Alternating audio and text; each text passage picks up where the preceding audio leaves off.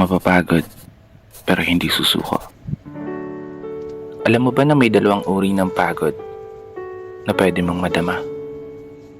Una, yung pagod na itutulog mo lang at pagising mo, okay ka na. Pero may isang uri ng pagod na talagang kakaiba. Yun ay ang pagod na hindi nadadaan sa pahinga. Isang pagod na magpapahiwatig kung gaano kabigat ang mga problema mong daladala. Pagod na magpapanginig ng mga luha sa mata. Pagod na magdidikta sa'yo para sabihin ayaw mo na. Mapapatanong ka na lang talaga, saan nga ba ang direksyon ng aking mga paa? Mga paang tila pagod na sa kakahakbang. Mga paang ngimay na sa kada tapak sa baitang ng hagdan. Isang hagdan na magdadala sa akin patungo sa isang palapag na pinapangarap ko. Mapapagod, pero hindi susuko.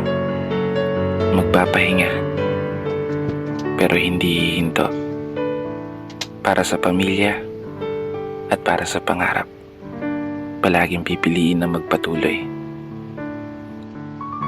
Kasi alam mo, kung ang pagod ay kapalit ng magandang kinabukasan, wala kang dahilan para sukuan ng pagod.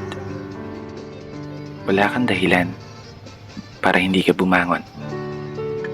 Wala kang dahilan para tuluyang magpalamon sa pagod na magbibigay sa iyo ng mga hamon at pagsubok na susukat sa iyong katatagan at kagustuhang makaahon, kagustuhang umasenso at kagustuhang magtagumpay at tuluyang makamtan yung magandang buhay na gusto mong mapasakamay.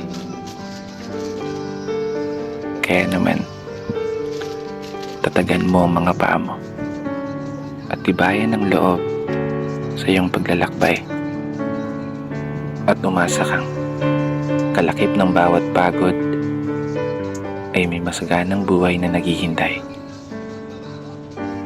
Sige, umusad ka. Dito na nagtatapos. Kaya isang pagpupugay para sa lahat ng mga tao na patuloy sumasabay sa hamon ng buhay.